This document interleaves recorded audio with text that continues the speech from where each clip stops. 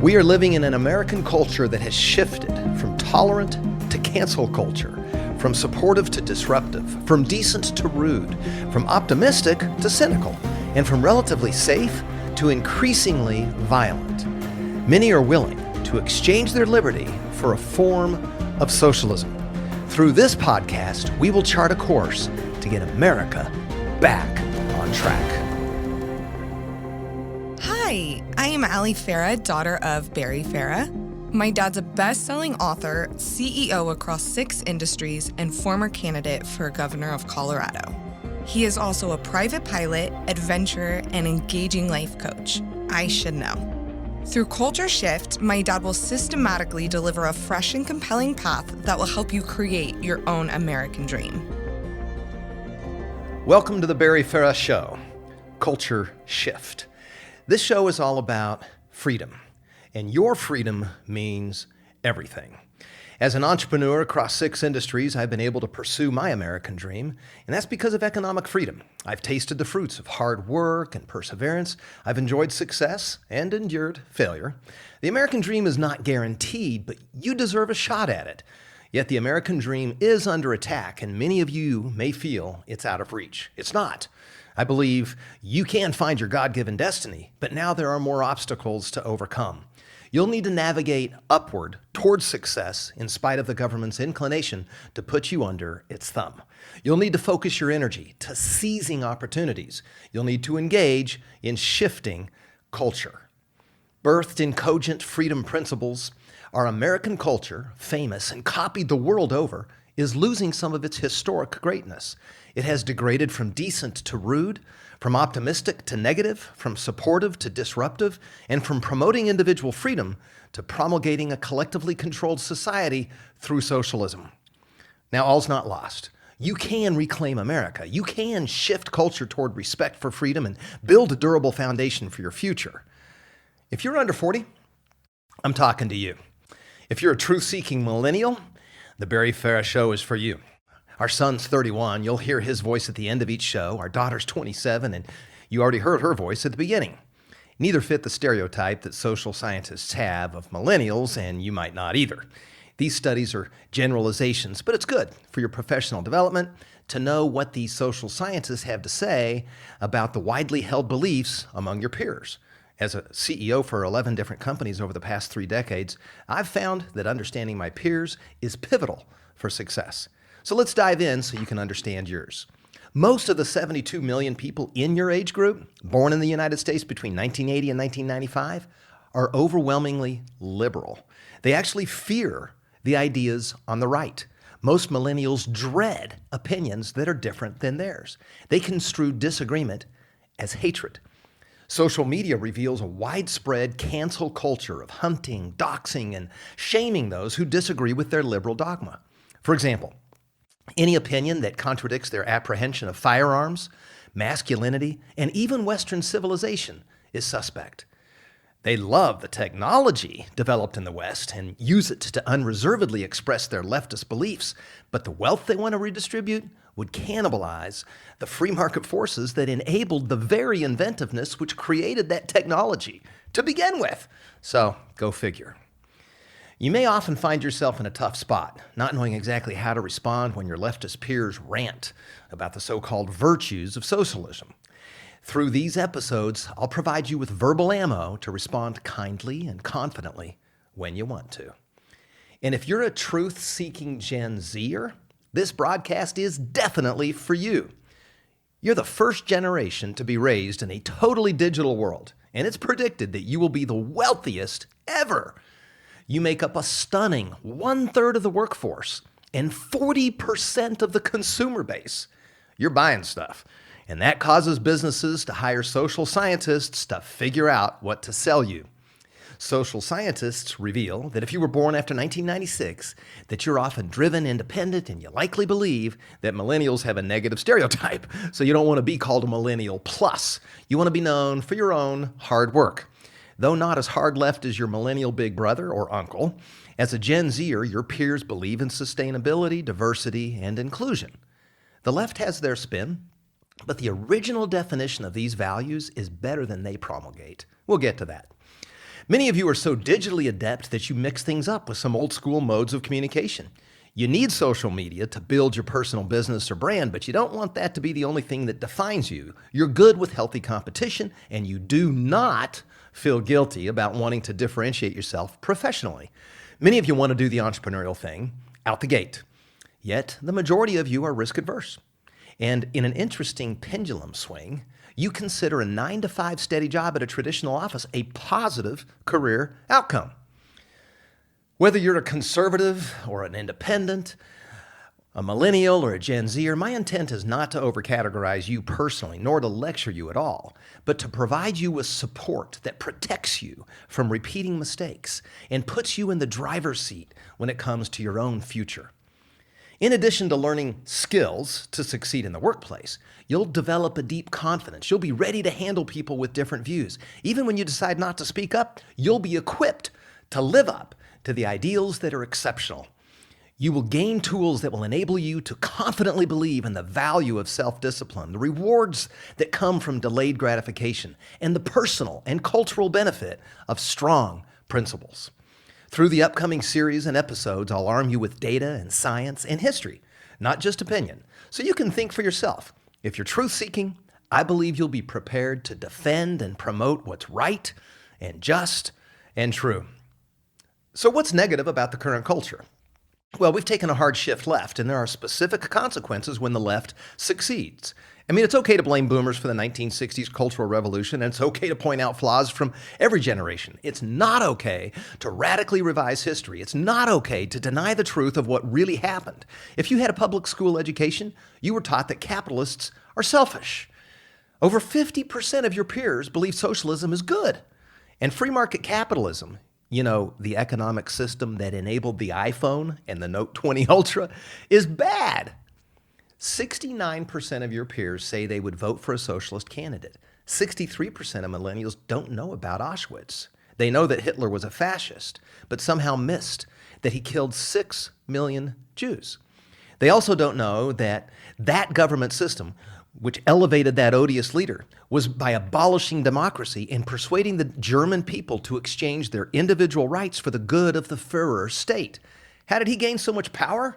Well, it originated in the National Socialist German Workers' Party.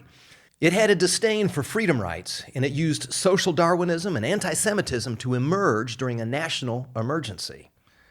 Watch out for those national emergencies. Hitler sold his brand of centralized control by declaring it was an improvement to Marxism. So what's Marxism? Well, Marxism it's the foundation of socialism. It's anti-nuclear family, it's anti-private property, and it's mostly anti-Christian. A brief look at the reality of recent world history is straightforward. Socialism, which leads to communism, is very bad. Since 1900, we know empirically that evil and despair are the result when socialists are in total command of a society. But amazingly, your generations do not fear socialism or communism.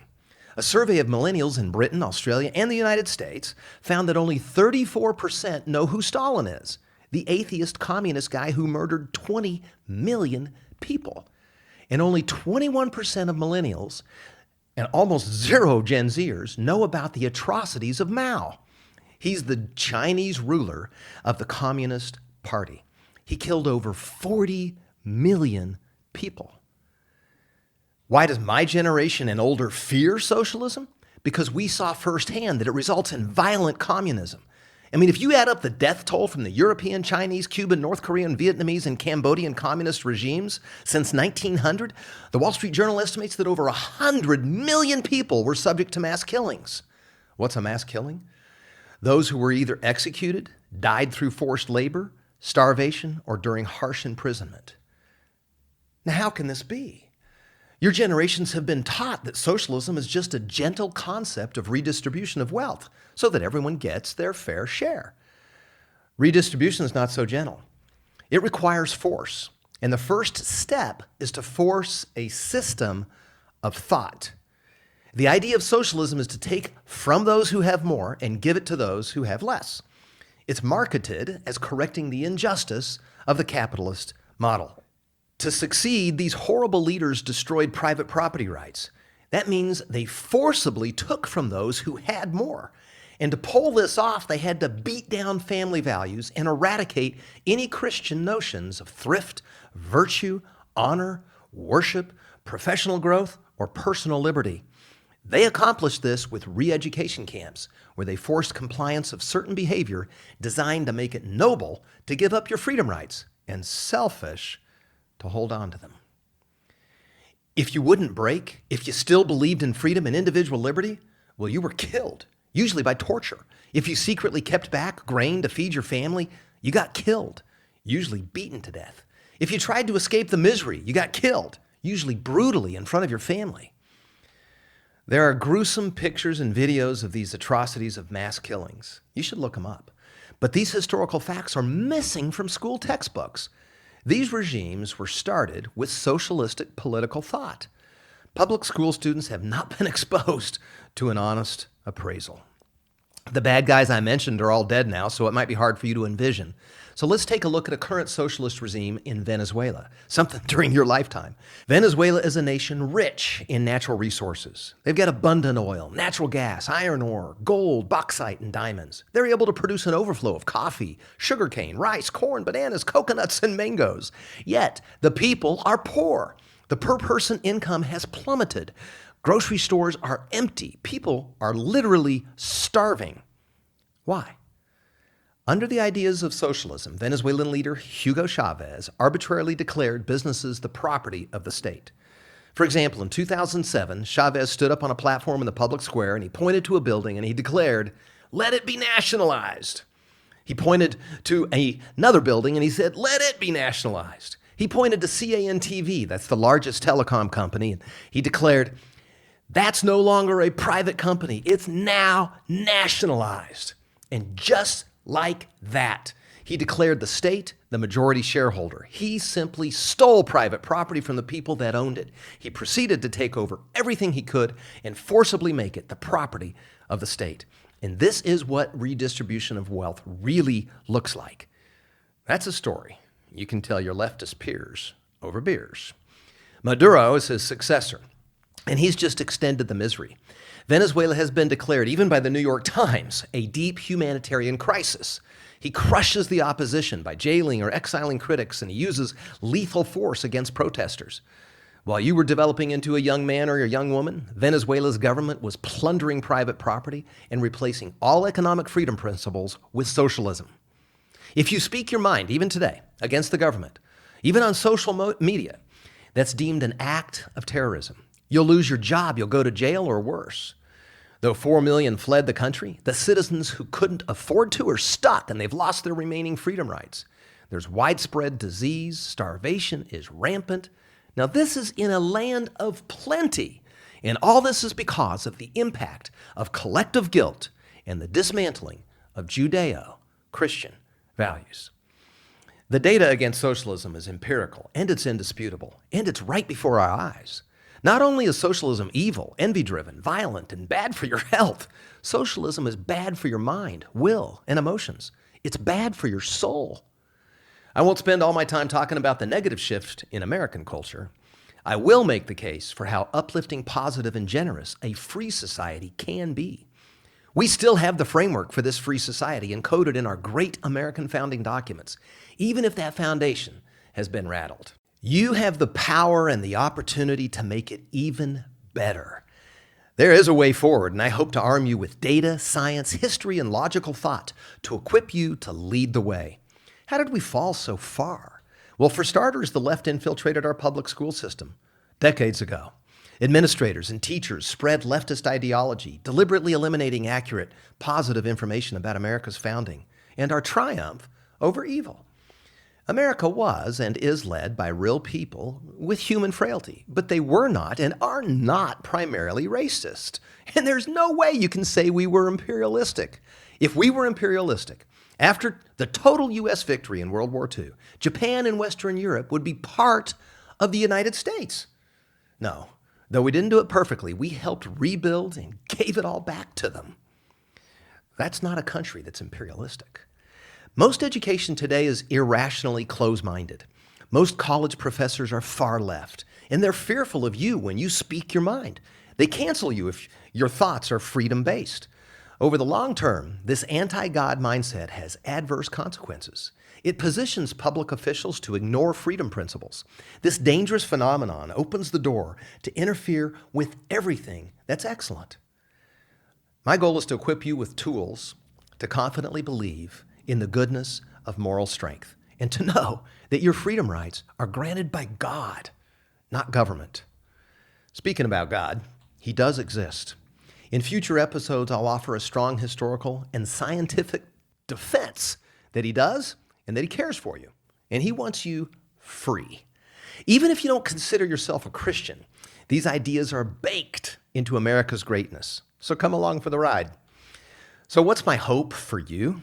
I hope you will become more certain of what's true, that you will gain a mental framework for true success in your personal life and in your career. Your greatest chance of doing well in life comes from a deep understanding of the principles of freedom and the authority from which these principles come. But the current culture is attempting to entice you to exchange freedom rights for a false sense of security. Usually the security promised is frail, and the compliance required of you conditions you to give up your freedom over the long haul. We've seen in recent history, once freedom rights become secondary, they're really hard to get back. So let's wrap up this episode with a quick example of what I mean when I say your freedom means everything. The preamble to the Declaration of Independence turned government on its head and defined freedom rights as the basis for a new nation. The ideas were long in coming, and they were hotly debated for hundreds of years. The preamble to the Declaration of Independence is a triumph of man as an individual over government as an institution. The end of begging and pleading for rights or freedoms before an impulsive monarch. It's an affirmation that your rights come from God, not government. It's a declaration that government exists to protect those rights. After the Declaration, the Constitution and Bill of Rights, and later other amendments more broadly articulated freedom rights. But the three freedom rights from which all other rights are derived are the right to life, the right to liberty, and the pursuit of happiness.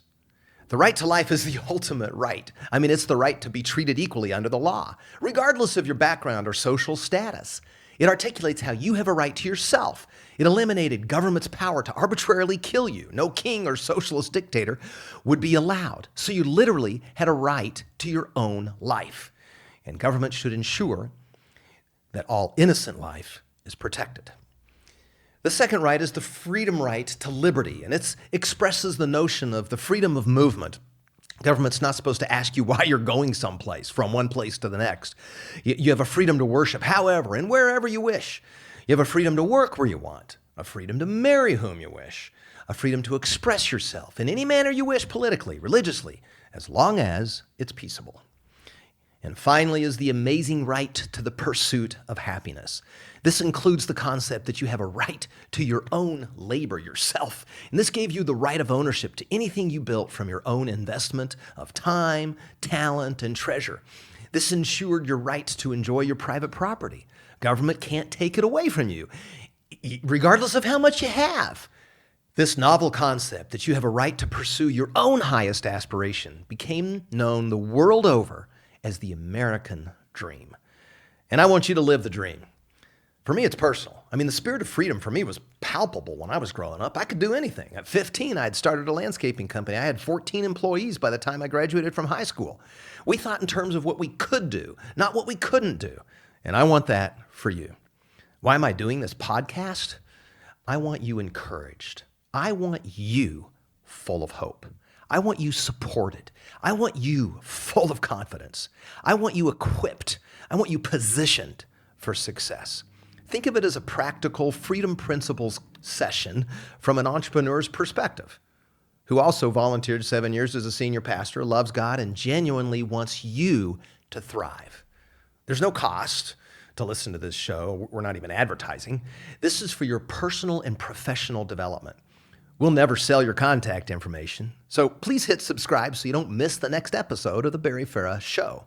As we unpack what really made America great, I'm hoping you will be mightily used to build on it.